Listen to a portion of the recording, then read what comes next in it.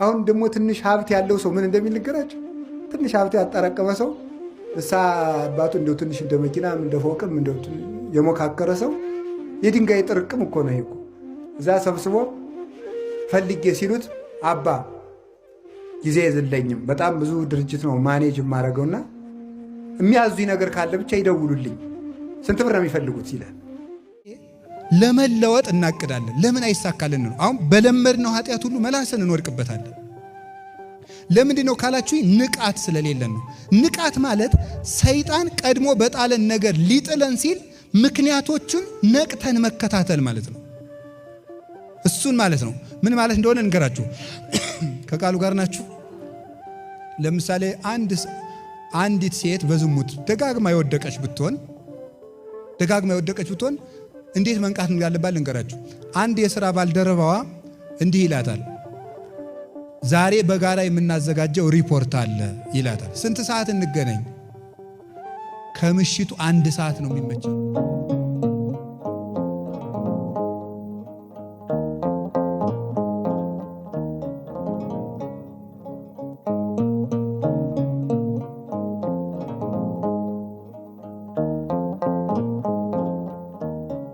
ደግሞ ትንሽ ሀብት ያለው ሰው ምን እንደሚልገራቸው ትንሽ ሀብት ያጠራቀመ ሰው እሳ አባቱ እንደው ትንሽ እንደ መኪናም እንደ ፎቅም እንደው የሞካከረ ሰው የድንጋይ ጥርቅም እኮ ነው ይሄ። እዛ ሰብስቦ ፈልጌ ሲሉት አባ ጊዜ የለኝም በጣም ብዙ ድርጅት ነው ማኔጅ የማደርገውና የሚያዙኝ ነገር ካለ ብቻ ይደውሉልኝ ስንት ብር ነው የሚፈልጉት ይላል። ብሩን ወርወር አድርጎ ስራውን እየሰራ ሊሞት ማለት ነው። እኔ ብዙ ሰው እታወሳለሁ እታዘባለሁ። ማምላክ ብዙ ሰው እዚህ መጥተው አይማሩ ትንሽ ሀብት ነካ ካረጋቸው አይማሩ። ብቻ የሚያዙኝን ይንገሩኝ፣ እሱም ብቻ ይንገሩኝ። ዝም ብሎ ችግር የለም። ቆይ ሰባኪው ምንድነው የፈለገው? ምንድነው ዝም ብሎ ቤተክርስቲያን ሰሩ ነው? አካውንታችሁ ንገሩኝ። ምንድነው የምትፈልጉት? እሱም ብቻ ለምን አትነግሩኝም? ቃለ እግዚአብሔር ጌታ ይዋ እኛ ያንተን ቆርቆሮ አይደለም የፈለግነው። እኛ የፈለግነው ህሊናህን ነው። እግዚአብሔር የሞተለት አካል ነው ያለ። እኛ የምንፈልገው እናንተን ነው፣ የእናንተን ሻማ። አሁን ጠዋት 21 ሺህ ብር ሰጣችሁ እኔ ያለው ሰጣችሁታል። እኔ ገንዘቡን አይደለም የናቁት። ስትፈልጉ 21 ቢሊየን ስጡ፣ ምንም ትርጉም የለውም። ገንዘባችሁ አያጸድቃችሁ። የሚያጸድቃችሁ ንጽህናችሁ ነው። መጀመሪያ ራሳችሁ ተስተካከሉ። ካልሆነ ግን ኃጢአት እየሰራ ለእግዚአብሔር 100 ሺህ ብር ሰርቃ 50 ሺህ ብር ስላመጣ እግዚአብሔር በጉቦ ሊምርህ ነው። እንደዚህ ያለ ነገር የለም። እግዚአብሔር የሚያየው መጀመሪያ ለመለወጥ እናቅዳለን። ለምን አይሳካልን ነው? አሁን በለመድነው ኃጢአት ሁሉ መላሰን እንወድቅበታለን። ለምንድን ነው ካላችሁ ንቃት ስለሌለን ነው። ንቃት ማለት ሰይጣን ቀድሞ በጣለን ነገር ሊጥለን ሲል ምክንያቶቹን ነቅተን መከታተል ማለት ነው። እሱን ማለት ነው። ምን ማለት እንደሆነ እንገራችሁ። ከቃሉ ጋር ናችሁ? ለምሳሌ አንዲት ሴት በዝሙት ደጋግማ የወደቀች ብትሆን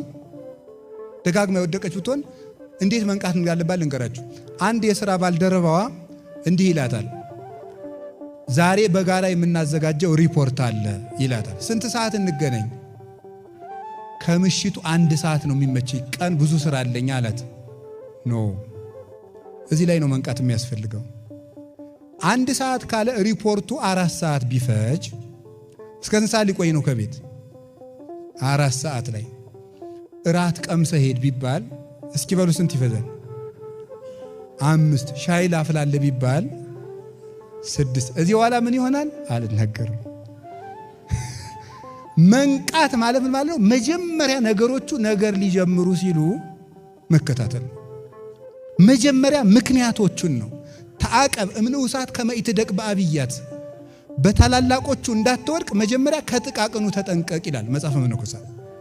እና መጠንቀቅ ማለት መጀመሪያ በለመድነው ነገር የሚከፍታቸውን በሮች ሰይጣንን እነሱን ነው ማየት።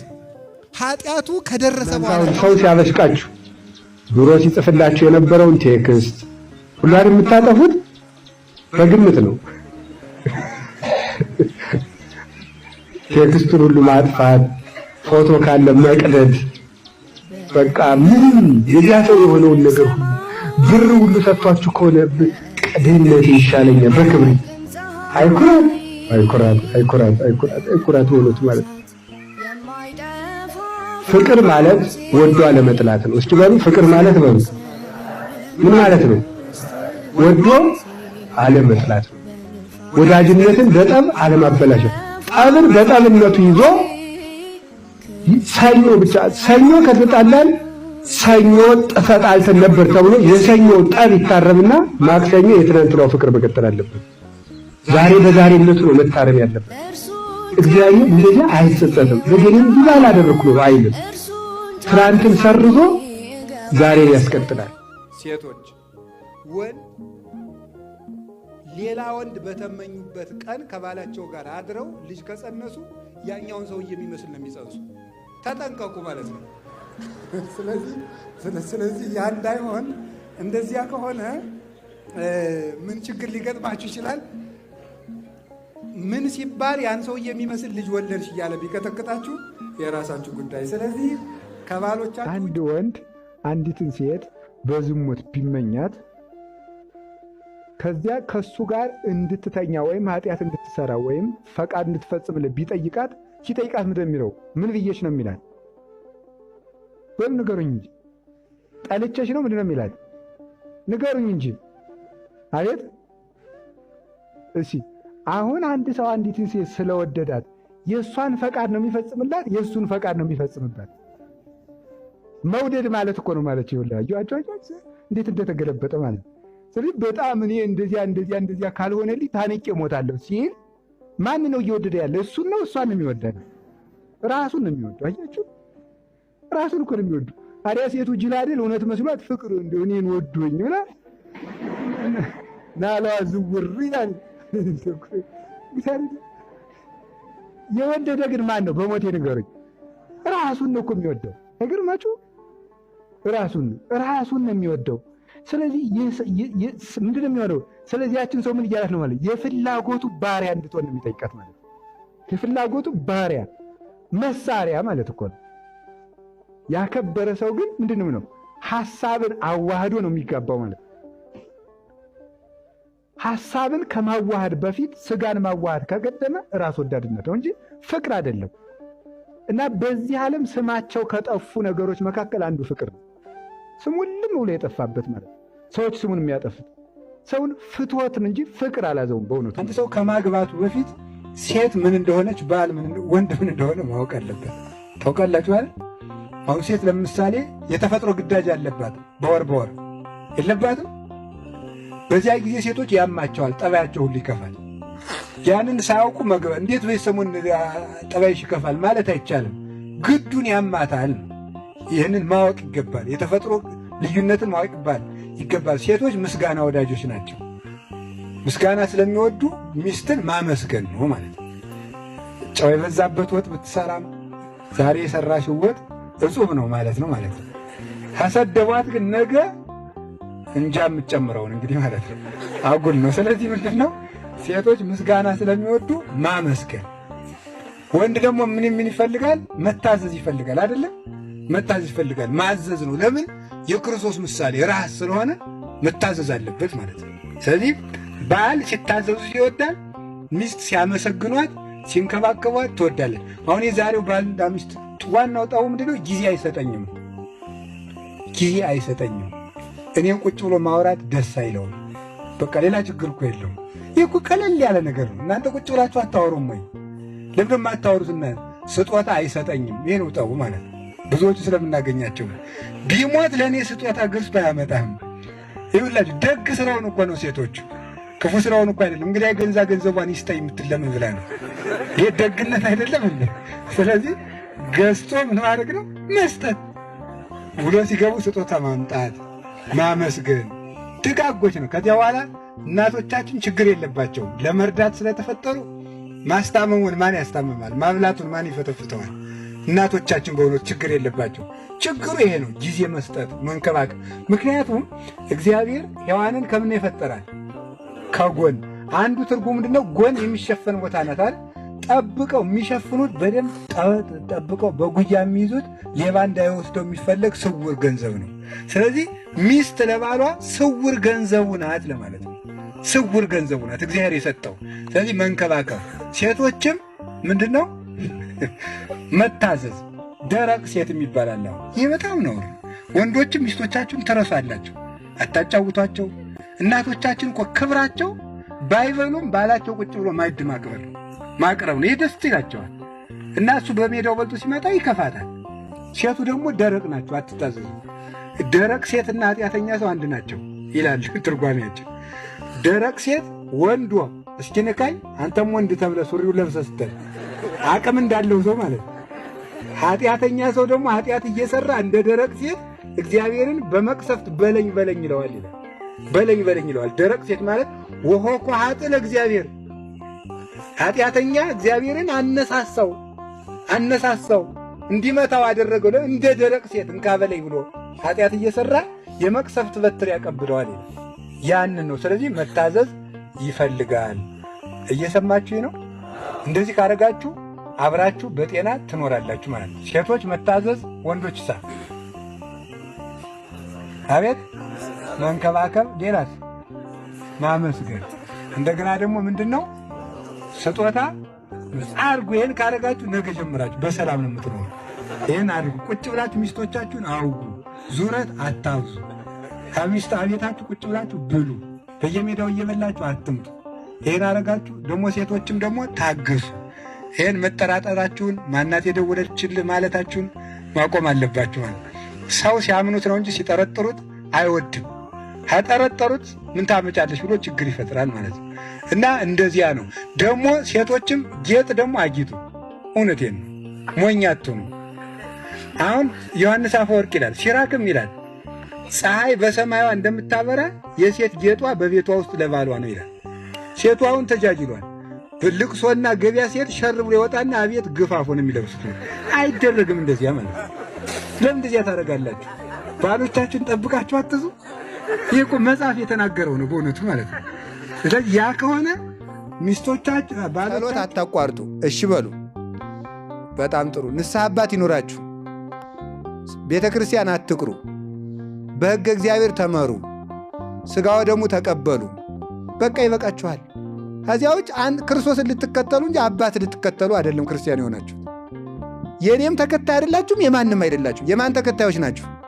የክርስቶስ ተከታዮች ናችሁ። ወንትለወ ለፍጹም መላክነ ነው። የእምነታችን ራስ አበጋዛችን ክርስቶስን እያየን እንሩጥ ነው ያለ ቅዱስ ጳውሎስ። እኔን እያየህ የምትሮጥ ከሆነ እኔ ስወድቅ አብረህ ትወድቃለህ። አባ ገሌን እያየህ የምትሮጥ ከሆነ እሳቸው ሲወድቁ ትወድቃለህ። ክርስቶስን እያየህ ከሮጥክ ግን ሀባሃሎ ርስ ህየ ያሃሎ አባል። ራስ ካለበት ምን ይኖራል? ራስ ይኖራል። ራሳችን ክርስቶስ ካለበት እግሮቹ እኛ ተከትለን እንሄዳለን። የፍቅር ድካም። የፍቅር ድካም ምንድን ነው? የፍቅር ድካም ማለት ለፍቅር መድከም ማለት ነው። በሉ ሲየው ዘመዶች በሉ፣ ለፍቅር ምን ማለት ነው? መድከም። ለምትወደው ነገር ድከምለት ነው። ለፍቅር መድከም። ፍቅራችሁን ሰምቼ ደስ ብሎኛል አላለም። እንደዚህ አላለም። ያለው የፍቅራችሁም ምን ብዬ ነው ያለው? ድካም ሰምቼ ደስ ብሎኛል። ለፍቅርማ መፋቀርማ ማንም አይፋቀራል። ሁሉ ይጀምረዋል እኮ ሁሉም ይዋደዳል። ባለዳባም ከባለዳባ ባለካባም ከባለካባ ይላሉ ሊቃውንቱ። ሁሉም መሰሉን እየመረጠ እኮ ይዋደዳል። ዝንጀሮም ከዝንጀሮ ጋር፣ ጦጣም ከጦጣ ጋር። ለፍቅር በመድከም ግን ሰዎች ይበልጣሉ። ለፍቅር በመድከም ለፍቅር መድከም ማለት ምን ማለት ነው? ይኸውልህ እንዲህ ብሎ ይናገራል። ቆይ ከአካላት መካከል ይላል ቅዱስ ዮሐንስ አፈወርቅ፣ ከአካላት መካከል ዓይነ ቢታመም ይላል። ዓይነ ቢታመም የሁሉ ሕዋሳትህ ችግር ነው አይደለም ይላል። መልሱ ሁላችሁም፣ ነው አይደለም በሉ እንጂ ንገሩኝ። የሁሉም ሕዋሳት ችግር ነው አይደለም? ነው። በጣም ግሩም። ስለዚህ የፍቅር ድካም ማለት ይላል የሁሉም ሕዋሳትህ የዓይንም ችግር ነው። የዓይን ችግር የጆሮ ችግር ነው፣ የልብ ችግር ነው፣ የኩላሊት ችግር ነው፣ የእጅ ችግር ነው፣ የእግር ችግር ነው። ምክንያቱም ዓይን ጤና ካልሆነ እነዚህ ሁሉ ተፈጥፍጠው ሊሞቱ ይችላሉ ሲራመዱ። ስለዚህ የዓይን ችግር የሁሉ ችግር ነው፣ የሁሉ ሕዋሳት ችግር ነው። እንግዲያውስ ይላል ሁሉም ክርስቲያኖች አንድ የክርስቶስ ሕዋሳት እንደሆኑ ታውቃለህ ወይ ይላል። እንደዚያ ካወቅ የአንድ ሰው ችግር የራስህን ችግር ያህል ከተሰማ ያ ምን ይባላል ይላል? የፍቅር ድካም። ከተሰማ በኋላ ምን ትላለህ? ትደክምለታለህ። መድኃኒት ካለው ሰው ትሄዳለህ፣ ትጠይቃለህ፣ ተግተህ አይኔን ካመመኝ ሳምንት ሆነኝ፣ አይኔን ካመመኝ ወር ሆነኝ ብለህ ትለፋለታለህ። ለወንድምህ ምን ያህል ለፍተልታል? ለምትወደው ነገር የምትወደው ሰው እሱ መውደድ ስላቆመ ብቻ ትተዋለህ ወይስ ደግሞ እንደ ታመመ አካልህ ቆጥረህ ለችግሩ ትተጋልታለህ? ያን አንተን ከሚጠላበት አይምሮ እንዲወጣ ትደክምለታለህ ወይስ ከጠላኝ እኔ ምን አገባኝ ብለህ ዘወር ትላለህ ነው? የፍቅር ድካም ማለት ለክርስቶስ አንዲት ሕዋስ መድከም ነው። ይሄ ነው የፍቅር ድካም። ማምላክ እንድበጣም አቅዶ ተንኮል የሚሰራ ሰው እኔ እንደው ያስቀኛል ሁሉ ሰው ሌሊቱም ሙሉ እንዲያውን ተንኮል ሲያስብ ካደረ ይሄ ሰው ጤነኛ አይደለም በእውነቱ ማለት ነው። ተሳስተን ሁላችንም በደለኞች ነን በእውነት ማለት ነው። ተሳስተን አቅዶ ግን ተንኮል መስራት ግን ያስደንቃል። አቅዶ ይችን እንዲላታለሁ እንዲህ ካላይ ደግሞ እንዲህ ብዬ መልስለታለሁ ብሎ ነገር ሲጎነጉሉ ማደርና ታምር እኮ ሰው ምስጢር ሲያወጣ ሲያወርድ ያድራል እንጂ ተመልከቱ። በእውነቱ መዓልተ ይነግር እግዚአብሔር ወሌሊተ ይሜህር። እግዚአብሔር ቀን በመምህራን ያስተምራል፣ ሌሊት በልቡና ምስጢር ሲያስመልስ ያድራል ብሎ ሰው ምስጢር ይመልሳል እንጂ ነገር ይመልሳል? ይህ ፈጽሞ ነውር። አቅዶ ተንኮል መስራት ነውር ነው። 20 ዓመቱ ነፋስ ነው፣ የሚናገረውንም የሚውልበትን ማያውቅ። እስከ 20 ዓመቱ ልንታገሰው ይገባል። 20 ዓመት እስከ 40 ዓመት ደግሞ እሳት ነው። የዛ ጊዜ ደግሞ ጀግንነት ነው። አድምጡኝ ማለት ነው። ልናገር ማለት ነው። ያያትን ሁሉ የሚያገባት ይመስለዋል። ሴቲቱም እንደዚያ ይመስላታል። በቃ ዝም ብሎ ሀብቱ ሁሉ የነሱ። ወጣት ምን አለበት ማለት እሳት ነዋ። አሁን ደግሞ ትንሽ ጨመር ከ40 እስከ 60 ደግሞ ማን ነው የሚገዛ መሰላችሁ? ውሃ ነው። የዚያን ጊዜ መብሰል ይጀመራል፣ ማሰላሰል ይጀመራል። ስለዚህ እስኪበስል ሰውን መጠበቅ። 60 ዓመት እስከ 40 ዓመት የሞላው ደግሞ መሬት ነው የሚያስተዳድር። ከዚያ በኋላ ያሉ ሰዎች ምንድነው ሽምግልና ሲቀመጡ ደግሞ ለሚቀረው ዓለም ነገ አፈር ልንሆን አፈር እየገዛቸው አይደለም ማለት ነው። ያምርባቸዋል እነዚህ ሲናገሩ ማለት ነው። 40 ዓመት ላይ ቀዝቀዝ ሰከን ማለት ይጀመራል። እዚያኛው ደግሞ ስንገባ ደግሞ ምን ነገ አፈር ለምንሆነው ነገር ትናንትና ገሌን ቀብረን መተን እያያችሁት ይባለት ይጀመራል ማለት ነው። ስለዚህ ሰው ዕድሜ ይመክረዋል። ሰውን መታገስ እንዴት መልካም መሰላችሁ! መድኃኔ ዓለም ትዕግስቱን ያድለን፣ ጥበቡን ይስጠን። አሁን ዛሬ በጣም ተቸግረናል። ይገርማችኋል። ሴቱ አሁን ምን ያደርጋሉ?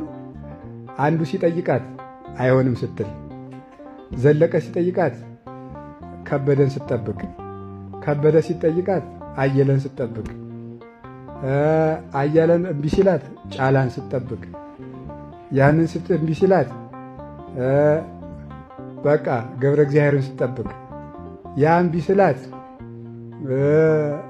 ማንን ስትጠብቅ፣ ዘመን እንደዋዛ ያልፋል። የሴት ልጅ የመፈለጊያ ጊዜም አላት። ዘመን ያልፋል። አንዳንዱ ኦሮ እገሊት ሻትልም ብሎ ሊተዋት ይችላል።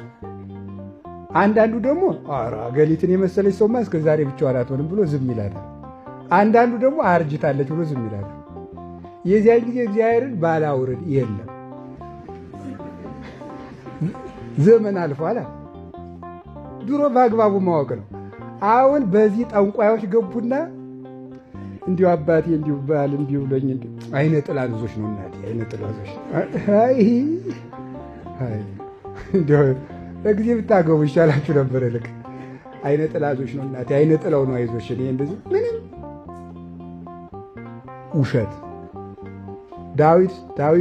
ዳዊትን ደግሞ ውዳሴ ማርያም ደግሞ ንስሐ አባትን አማክሮ በጊዜ መስመርን ማወቅ ይቻላል። አይነ ጥላ ዞይ ነው እያሉ ህመንጓ ልልቅ ሰይጣን በክርስቶስ ልጆች ላይ ዳዊት እስከደገሙ ውዳሴ ማርያም እስከደገሙ ከቤተ ክርስቲያን እስካልተለዩ በክህነት ስልጣን ስር እስከኖሩ ወንጌል ነገር እድል ነው። ጊዜ እድል ነው። ጧት እድል ነው። ማታ እድል ነው። ቀን እድል ነው። ትራንስፖርት እድል ነው። ሁሉ ነገር ክረምት እድል ነው። በጋ እድል ነው። ማጣት እድል ነው። ማግኘት እድል ነው። ካገኘ የመስጠት እድል ሰጥቷል እግዚአብሔር። ካጣ የማመስገን እድል ሰጥቷል። ሁሉም እድል ነው። እግዚአብሔር በሰጠን ነገር ሁሉ ከተጠቀምንበት መንግሥተ ሰማያት የማኖርስበት አጋጣሚ የለም። ሰው ምን ኃጢአት ይሰራል? ትርፉን ካሰበ አንድ ሰው ምንም ሱስ ወይም ኃጢአት ውስጥ ቢሆን ምንድነው የማተርፈው ብሎ ከጠየቀ መዳን ይችላል፣ ማቆም ይችላል። ሰይጣን ሁልጊዜ እንዳንጠይቅ ነው የሚያደርገን። ድርጊቱን ብቻ እንድናስብ ነው የሚያደርገን እንጂ ከድርጊቱ በኋላ ያለውን ነገር እንድናስብ ያደርገን። ምንድነው የማተርፈው? መንግሥተ ሰማያት። ምንድነው የማተርፈው? ጸጋ። ምንድነው የማተርፈው? ጤና። ምንድነው የማተርፈው? በእግዚአብሔር ዘንድ ያለ ባለሟልነት። ምንድነው የማተርፈው? ረድኤት። ምንድነው የማተርፈው? ዕድሜ። እንዲህ ብለን ካሰብ